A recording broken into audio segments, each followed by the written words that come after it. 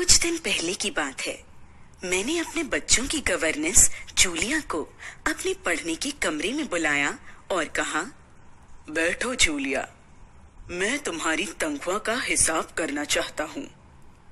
मेरे ख्याल से तुम्हें पैसों की जरूरत होगी और जितना मैं तुम्हें अब तक जान सका हूँ, मुझे लगता है तुम अपने आप तो कभी पैसे मांगोगी नहीं, इसलिए मैं खुद ही तुम्हें पैसे देना चाह रहा हूँ। हाँ, तो बताओ तुम्हारी कितनी तनख्वाह तय हुई थी? 30 रूबल महीना तय हुई थी ना? जी नहीं, 40 रूबल महीना, जूलिया ने तब इस स्वर में कहा। नहीं भाई, 30। मैंने डायरी में नोट कर रखा है। मैं बच्चों की गवर्नेंस को हमेशा 30 रूबल महीना ही देता आया हूँ। अच्छा, तो तुम्हें हमारे यहाँ काम करते हुए 2 महीने हुए हैं? जी नहीं, 2 महीने 5 दिन। क्या कह रही हो? ठीक 2 महीने हुए हैं भाई, मैंने डायरी में सब नोट कर रखा है। तो 2 महीने के बनते हैं 60 रूबल। लेकिन 60 रूबल तभी बनेंगे जब महीने में एक भी नागा ना हुआ हो। तुमने इतवार को छुट्टी मनाई है, उस दिन तुमने काम नहीं किया, कोलिया को सिर्फ घुमाने ले गई हो। इसके अलावा तुमने 3 छुट्टियां और ली हैं। जूलिया का चेहरा पीला पड़ गया। वह बार बार अपनी ड्रेस की सिकुड़ने दूर करने लगी। बोली एक शब्द भी नहीं। हाँ, तो 9 इतवार और 3 छुट्टियां, यानी 12 दिन काम नहीं हुआ। मतलब यह कि तुम्हारे 12 रूबल कट गए। उधर कोलिया 4 दिन बीमार रहा और तुमने सिर्फ तानिया को ही पढ़ाया। पिछले सप्ताह शायद 3 दिन हमारे दांतों में दर्द रहा था और मेरी बीबी ने तुम्हें दोपहर बाद छुट्टी दे दी थी। तो इस तरह तुम्हारे कितने नागे हो गए? 12 और 7, 19 नागे। हाँ, तो भाई घटाओ 60 में से 19, तुम्हारा कितना हिसाब बन रहा है? 41 रूबल, ठीक है ना? जूलिया की आंखों में आंसू छलछला आए। उसने धीरे से खांसा, उसके बाद अपनी नाक पोंछी, लेकिन उसके मुंह से एक शब्द भी नहीं निकला। हाँ, एक बात तो मैं भूल ही गया था। मैंने डायरी पर नजर डालते हुए कहा, 1 जनवरी को तुमने चाय की प्लेट और प्याली तोड़ डाली थी। प्याली का दाम तुम्हें पता भी है। मेरी किस्मत में तो हमेशा नुकसान उठाना ही बदा है। चलो, मैं उसके 2 रूबल ही काटूंगा। अब देखो, तुम्हें अपने काम पर ठीक से ध्यान देना चाहिए ना? उस दिन तुमने ध्यान नहीं रखा और तुम्हारी नजर बचाकर कोलिया पेड़ पर चढ़ गया और वहां खरोच लगकर उसकी जैकेट फट गई। उसकी भरपाई कौन करेगा? तो 10 रूबल उसके कट गए।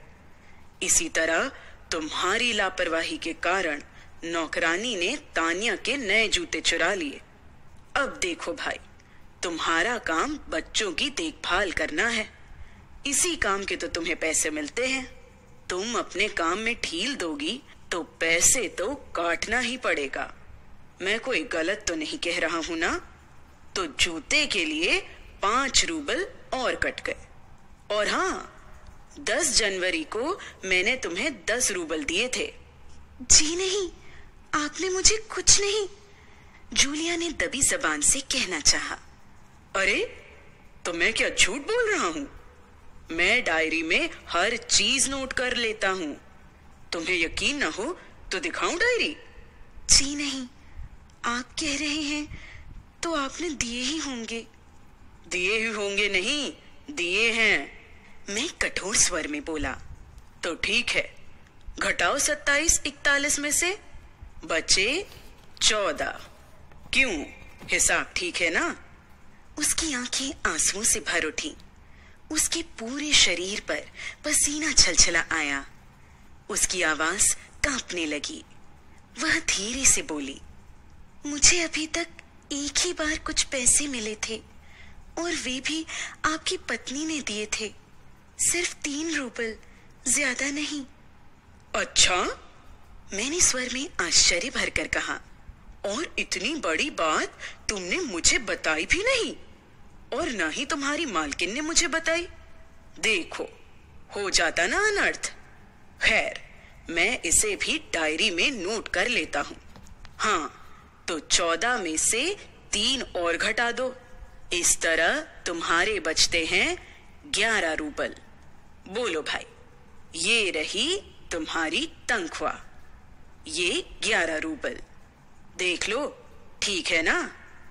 जूलिया ने कांपते हाथों से 11 रूबल ले लिए और अपनी जेब टटोलकर किसी तरह उन्हें उसमें ठूस लिए और धीरे से विनीत स्वर में बोली, जी धन्यवाद। मैं गुस्से से आंख बबूला होने लगा। कमरे में टहलते हुए मैंने क्रोधित स्वर में उससे कहा, धन्यवाद किस बात का? आपने मुझे पैसे दिए, इसके लिए धन्यवाद। अब मुझसे नहीं रहा गया। मैंने ऊंचे स्वर में लगभग चिल्लाते हुए कहा, तुम मुझे धन्यवाद दे रही हो, जबकि तुम अच्छी तरह जानती हो कि मैंने तुम्हें ठग लिया है, तुम्हें धोखा दिया है, तुम्हारे पैसे हड़प कर तुम्हारे साथ अन्याय किया है। इसके बावजूद तुम मुझे धन्यवाद दे रही हो। जी हाँ, इससे पहले मैंने जहाँ जहाँ काम किया उन लोगों ने तो मुझे 1 पैसा तक नहीं दिया। आप कम से कम कुछ तो दे रहे हैं। उसने मेरे क्रोध पर ठंडे पानी का छींटा मारते हुए कहा, उन लोगों ने तुम्हें 1 पैसा भी नहीं दिया? जूलिया, मुझे यह बात सुनकर तनिक भी अचरज नहीं हो रहा है। मैंने कहा। फिर स्वर धीमा करके मैं बोला, जूलिया, मुझे इस बात के लिए माफ कर देना कि मैंने तुम्हारे साथ एक छोटा सा क्रूर मजाक किया, परंतु मैं तुम्हें सबक सिखाना चाहता था। देखो जूलिया, मैं तुम्हारा 1 पैसा भी नहीं मारूंगा। देखो, यह तुम्हारे 80 रूबल रखे हैं। मैं अभी इन्हें तुम्हें दूंगा, लेकिन उससे पहले मैं तुमसे कुछ पूछना चाहूंगा। जूलिया, क्या जरूरी है कि इंसान भला कहलाए जाने के लिए इतना डब्बू, भीरू और पोधा बन जाए कि उसके साथ जो अन्याय हो रहा है उसका विरोध तक न करे, बस चुपचाप सारी ज्यादतियां सहता जाए? नहीं जूलिया, नहीं। इस तरह खामोश रहने से काम नहीं चलेगा। अपने अस्तित्व को बनाए रखने के लिए तुम्हें कठोर, निर्भय और हृदयहीन संसार से लड़ना होगा। अपने दांतों और पंजों के साथ लड़ना होगा, पूरी ताकत के साथ। मत भूलो जूलिया कि इस संसार में दब्बू और भीरू लोगों के लिए कोई जगह नहीं है, कोई जगह नहीं है। Anton Chekhov.